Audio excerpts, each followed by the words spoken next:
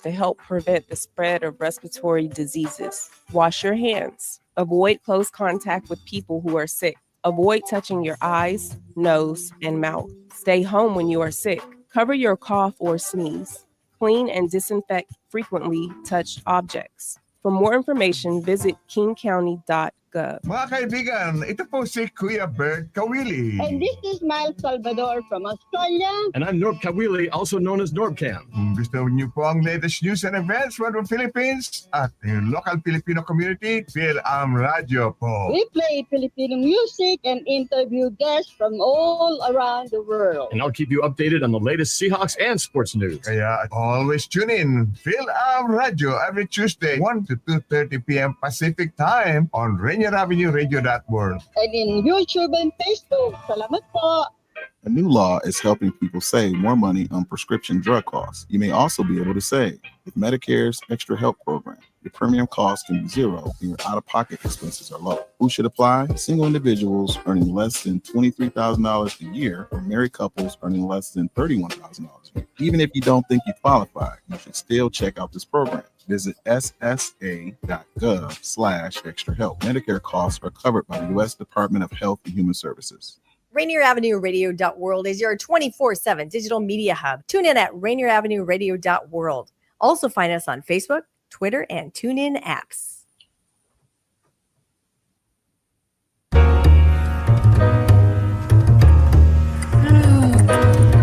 Welcome, welcome, welcome. It's that time again. It's Seniors Matter with your host, Brenda Charles Edwards. I just want to get into this a little bit early because I have a few announcements to make. So, be informed this Tuesday at 6 p.m. when Rainier Avenue Radio broadcasts the Seattle City Council Position 8 debate between Alexis Mercedes Rink and Rachel Savage. Also, Metro League High School football game of the week next week will be the number 10 day at Ballard, live Thursday, October 16th at 7 p.m. with play-by-play color commentator, well, that's a good one, commentary, and up-to-the-minute scores and standings. Join us live in 2 weeks when Rainier Avenue Radio broadcasts the King County Executive Debate, Tuesday the 21st at 5 p.m. between Jeremiah, I never can say her name right, Gayapal and Claudia Balutsky. Ladies, please, gentlemen and ladies, please forgive me for mispronouncing your name. I hate when that happens. And followed by a live town hall on community policing on the 21st at 6 p.m., hosted by the Seattle Community Police Commission. Now, I would like to talk about my guest.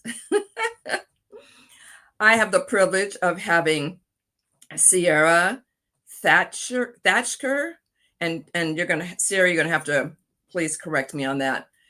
But this show is about featuring people that offer services or have valuable information for the community. Do you need financial documents notarized? Are you a person that needs documents read to you for clarity or completion? Please give me a call at Black Orchid Notary, 206-683-2636. Tell me where, I'll meet you there. So now, Sierra she's a volunteer with Heart and Soul Hospice. And some of you may know about it. A couple years back, I had the owner, Nathan, on my show, trying to get this business going because there are not that many hospice facilities and resources in the state. So especially they're African-American. So this was a big deal, and Nathan got his licensing, and so we now have Heart and Soul Hospice. So Sierra, come on down, as they would say. Come on, tell us who you are and what's going on. Hi. Hey. I'm Sierra Thacker. I'm so happy to be here. I'm a volunteer, but I'm also an MSW intern here at Heart and Soul Hospice. Wonderful, wonderful. So how long have you been doing that? I started at the end of August, so only a couple months. Okay. So then you've seen a lot, I'm sure. And so this is sort of your role. Let me back up. I'm a volunteer for Heart and Soul also. Mine is in a different little scale, more with, projects. And like there's one coming up, one coming up is Voices on Life's Final Chapter. So would you explain what this event's all about? Yes, Voices on Life's Final Chapter is a free virtual event series focused on community conversations around dying well. It's for anyone who's interested in exploring how we approach the end of life as caregivers, health professionals, people of faith, or just anyone who's curious about how to navigate these important but often difficult topics. And the date of this wonderful event is? It is October 17th. That's the first one at 1 p.m. And how many are there going to be? There's going to be 3. There will be one on October 17th, next Friday, and then one on November 7th, and one on December 5th. And they all start at 1 p.m.? 1 p.m. Okay, great. So now, do you have to register for all 3 at this, the same time? Or can you just take one, like say next week, and then another one, the last one, because of your schedule? Yeah, you can attend all 3, or you can attend just one, whatever fits with your schedule. Wonderful, wonderful. So how does one sign up? We have a QR code that's linked in our on the flyer that we have. It's also on our website. Okay, and what's the website? It is the link website is surl.lu/OTGSPK.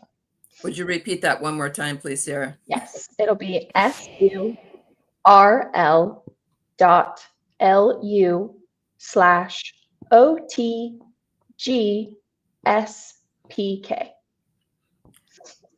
So what else should the anyone that's okay, let's back up. We're talking about end of life planning. We're talking about hospice. So can you explain what hospice is for some of my audience that may not know? Yes, hospice is palliative care. So this is end of life. They have chosen to not intervene with medical practice. So a lot of the time it's when they have decided that they would like to choose when they go. We know that's interesting that you say that too, because I just read an article the other night, which really moved me. It was written from a daughter whose parents were in their 90s, and they both have been sick, were sick, heart issues and so forth.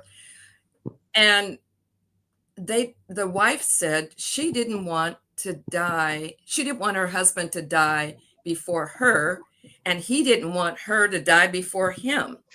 Mm-hmm. So it's like, okay, number one, we don't really have control over when we die, Mm-hmm. but because of the law that we have in our state, we can have control. Mm-hmm. But there's certain criteria you have to meet to be able to do this death with dignity. Yes. Do you, can you tell our audience a little bit about that before I tell my story? Yes. So death with dignity is when you choose when you are going to go. You take a medicine and then you go to sleep, and you get to choose when that happens. You have to have a terminal diagnosis. In order to qualify for hospice in general, you have to have a terminal diagnosis, and there is a various of those. Right. So this couple, their daughter was telling them about dignity with life. Death with dignity. Death with dignity. It's been a morning. I'm sorry. It's okay. So they both qualified. It took a minute to get her dad qualified, but they both were qualified. The medication was delivered to them because there's only certain pharmacists that can prepare this. And they decided on a date that they were going to take it. And so they had their loved ones surrounded around them. Ooh, boy. I'm glad the topic is good. And they took it. They had, music playing in the background, and it was really a beautiful scenario. And so they also had someone from hospice there to watch and take care of them if anything needed. But they went peacefully and had me in tears because I could understand how they had been married for a very long time and it was just going to be hard. So they got in bed together, took the medicine, were cuddling. About an hour later, it was over. Yeah. It's beautiful. It is. It really is. And like I said, it brought tears to me. Almost starting to well up again. But anyway, so I know I am a facilitator for end of life planning, and I know it's really hard for people to talk about death. But folks are going to die. We don't know how or when, but we're going to die. Or else, well, even if the world blows up, we're still going to die. Unless they built some kind of bunker, then it meant it wasn't their time anyway. But at some point, we all are going to die. And it's really best to put a plan together. And like I say in my commercials, the best gift you can give yourself and your loved one is getting your affairs in order and saying saying what you want or don't want, and who you want to make sure that your wishes are known. Yes. And that's just, that's paramount. That's all I can say on that. So I, as I said before, I am a certified end-of-life planning facilitator. I do offer Zoom and in-person sessions. Contact me at 206-683-2636. Now, Miss Sarah, tell us a little bit more about Heart and Soul Hospice, if you will. A little bit. Yeah, Heart and Soul was founded in the South. It was founded in, I think, Tennessee. And they started it as the first Black-owned hospice. And it's now over in 3 states, I believe, and now in Seattle with Nathan, their founder. And yeah, they provide care in Pierce County, in King County. They have a variety of staff, nurses, chaplains, social workers, volunteers. Yes, my husband is a volunteer chaplain. So, in fact, he's out right now with someone. So, back to the event. What kind of format can attendees expect? Will there be just presentations, discussions, opportunity to ask questions? What's going on? Yes. So each session will be about 60 minutes long. It'll be on Teams, so it'll be virtual. And there will be a panelist. So there'll be an array of people who will be on there, and there will be specific questions that are asked, but then it will open up to participants to ask questions that they may have. So who are some of the panelists? Yeah, so for our first round of panelists, we have some that will be coming to every session, and then there are some that will only be at certain sessions. So the one that is on October 17th, we will have Rabbi Melanie from the Shomer Collective, and then we will have Chaplain Maureen from the Archdiocese of Seattle. And then we have a grief expert, Sadie from Joy Over Grief, and then Wendy Norman from Worry Free Wednesdays, and Carol from Cloud Mountain Retreat Center, and then our very own Brenda. I'm just sitting here going, wow. I mean, it's just what a diverse group of people. And that's great, because that's what is needed, because there's so many different perspectives on this. And well, I can't say too much more about hospice, because all I can say, if you have a loved one, or even if yourself get into a terminal situation, you really need to have hospice. I'm also a notary public. I'm a mobile notary. And I got a call a couple weeks ago about a lady that was terminal, and she didn't quite have her affairs in order as she wanted them. And she was in hospice. So, but she was lucid. And they called me and I went to see her at the hospital. And she said, I'm really sorry I didn't do this earlier. I've been meaning to do it, but I just got sidetracked with life. I said, I understand. I said, it's okay. You're doing it now. And so that's all that matters. So we completed the paperwork and I said goodbye. And then I checked in to find out how she was doing. And she passed the next day. So I was glad that I was able to help. But I'm really glad that she did it, that she put her in order. So now she's free and her family knows what she wants and what she didn't want. So that's what I say, that's the best gift we can give our loved ones and ourselves. I agree. So, so now on a couple of them, or maybe all of them with my time, well, we've got time. Can you give a little bit of their expertise or the experience that they bring to the discussion? Yes. So I'll start with Rabbi Melanie from the Shomer Collective. She is the executive director of the Shomer Collective. She is a second career rabbi who kind of pivoted her original career focus and has focused on end-of-life care and conversations. And she brings more than 2 decades of experience in social work, in Jewish education, and fundraising experience for her work. And then let's see, Wendy Norman is an end-of-life planning consultant. And she founded Worry-Free Wednesdays, which is an online resource and in-person workshops to help educate public and raise awareness about end-of-life choices. And then we have Chaplain Maureen, who is from the Archdiocese of Seattle. She is a chaplain at Providence, St. Joseph's Hospital.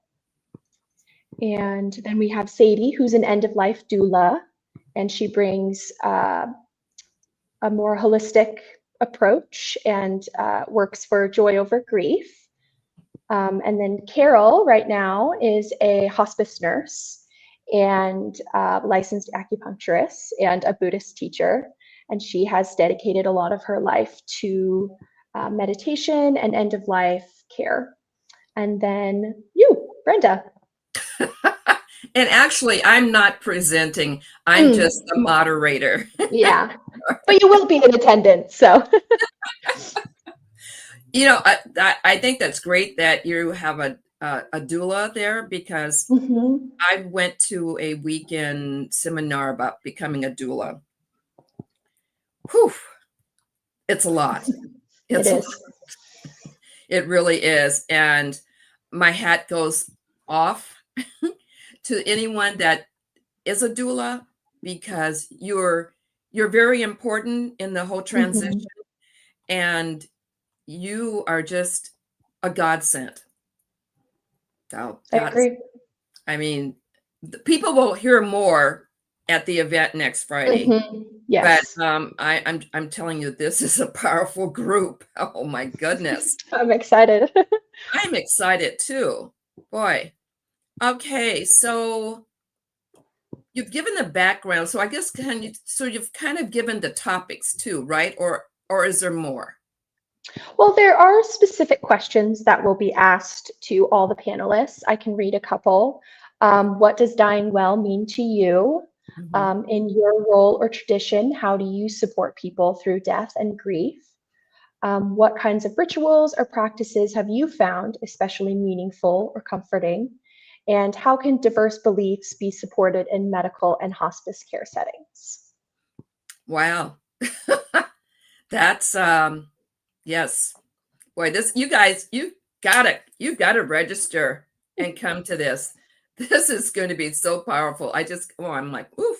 I'm getting goosebumps just listening to what's going on. So let me think here. Well, I guess I've already said it's important that we do this as individuals, but why is it important for communities to come together to talk about end of life care? And how can attending this event help them? Yeah. So talking about death can be kind of uncomfortable for some people, but it is also deeply meaningful. This event offers a safe space to explore personal and cultural beliefs about dying, grief, and the care that we provide by learning from others and sharing our own experiences so you can feel more prepared and be able to support and connect with those who are either facing loss or you yourself are facing loss. I think that really covers it, because I think everyone probably at this stage has experienced some loss. I was thinking about, I was talking to someone the other day, her dog's name is Prince, and he's a black lab. And I used to have a golden lab when I was a young kid that's named Prince. So it was really weird to walk into her house and see this black lab named Prince. I go, oh, my dog was named Prince. But anyway, my dog was killed. He was poisoned by whoever the people were that broke into our house. And that was a hard one. Yeah. That was a hard one. So it's like you grieve not only over people, you grieve over your pets too.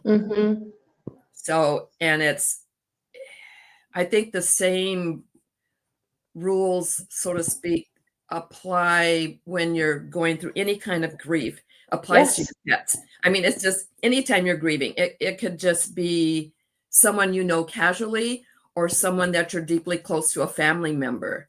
But you have to do it. You have to go through the process. You definitely do. So what should someone do if they have technical issues or questions before the event starts? Because that happens sometimes. Yes, that definitely does happen. I will be available during that time, as well as Janice, who is our volunteer coordinator. I can say our emails if that's helpful in case there are technical issues. I'll read Janice's email is jjacksonhaley@heartandsoulhospice.com. Again, that's jjacksonhaley@heartandsoulhospice.com. And then my email is sthacker@heartandsoulhospice.com. sthacker@heartandsoulhospice.com. Thank you, Jesus. Yeah. It's all right. Yeah. Is there anything we've missed that you think that the audience needs to know about? Not that I know of. If you register, we'll get the link sent to you as soon as we can. You can register all the way up until the day of the event. There's no cutoff time. But no, we're just excited to host this event, and all that can attend, we're excited to see them. So the registration is open now, right? Yes, it's open now. Okay. Do I need to register? No. No. Just want to make sure. Of course. That on my list of things to do. Oh, well. So what else have I missed? Oh, I know what I wanted to ask you. Well, I guess I did kind of ask you earlier. You started in the end of August. What made you go to Heart and Soul? Yes, so my partner actually works with Heart and Soul. He works for the DME, so the medical delivery. He connected me with Nathan, and when I was looking for my internship, it just happened to be a great time, and so I was able to connect, and I'm very excited to be here and learning all about, because I also work with younger kids, so it's kind of funny. I work with babies and adults, so I mean, in their later lives. So, yeah. Right. Well, that's great. So and then you can pass on what you've learned to other Mhm. people too, which Yes, of is course. a wonderful thing. And that's Mhm. because we have to spread this information around. Yes. Because number one, like I said, people don't like to talk about it. But number Mhm. two, they may not know where to go to get the right information. Yes. So that's why this workshop is so crucial. And what's the name of it again? It is Voices on Life's Final Chapter. Wonderful. Mhm. So what else was I going to say? Da, da, da, da, da, da, da. Tell me something I may have missed. Let's see. I'm trying to think. I don't think we missed anything. Just October 17th at 1 p.m. Register online. Then there'll be 2 more after. That'll be in November on the 7th and December on the 5th at 1 p.m. at the same time. So there'll be 3. I didn't know those 2 dates. Okay. Yeah.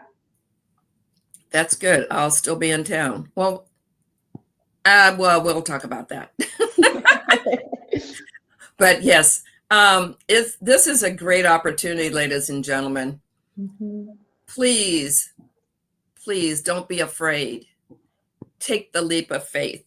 You'll learn so much. And then I hope that your perspective on hospice and just dying in particular, it's scary, but it's scarier if you don't prepare for it.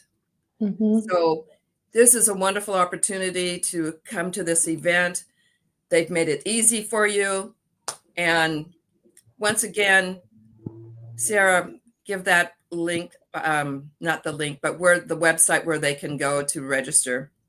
Yes, it is surl.lu/OTGSPK. Thank you. Well, ladies and gentlemen, we have come to an end of this program, but know that we love you and we want the best for you. We thank our listening and viewing audience for being here. And Sierra, I really thank you for being here. Thank you for having me. It's great. And a special thank you to my friend MC Class for the use of his music, Ragtime. Have a great weekend. Go Mariners! Yes. And live your life like it's golden. Sierra, we'll talk soon.